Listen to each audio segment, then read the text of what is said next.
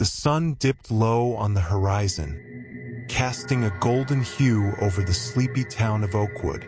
Mother's Day, a day of celebration and joy, was supposed to be a time of warmth and love. But for me, it became a haunting memory etched in terror. My name is Sarah, a mother of 2 young boys, Lucas and Ethan. As the morning of Mother's Day dawned, I woke up to the sound of excited whispers and muffled giggles coming from the living room. I smiled to myself, anticipating the sweet surprises my boys had planned for me. With a heart full of love, I made my way downstairs, my steps light with anticipation. The scent of freshly brewed coffee and the sound of sizzling bacon greeted me, courtesy of my husband who was busy in the kitchen with the boys.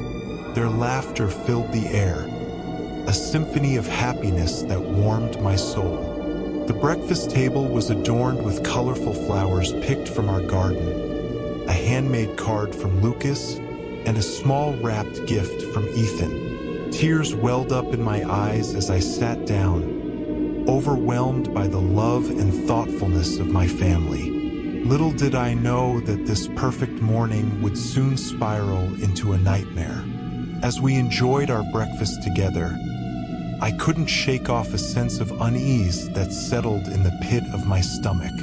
Lucas and Ethan seemed unusually quiet, their smiles not quite reaching their eyes. I brushed it off as my own nerves, chalking it up to the excitement of the day. After breakfast, my husband suggested we take a stroll in the nearby woods, a family tradition on special occasions. I hesitated for a moment, a flicker of doubt crossing my mind, but I didn't want to dampen the spirits of my family on this day. The woods, usually a sanctuary of peace and tranquility, felt different that morning. The trees loomed ominously, their branches casting long shadows that seemed to whisper secrets of the past. Still, I pushed aside my growing unease, determined to enjoy the day with my loved ones.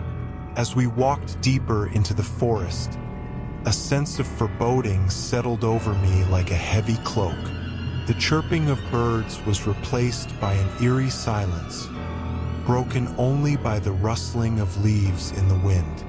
I glanced at my boys, their faces now devoid of the innocence that had always comforted me. Suddenly, Lucas and Ethan stopped in their tracks, their eyes gleaming with an unfamiliar darkness.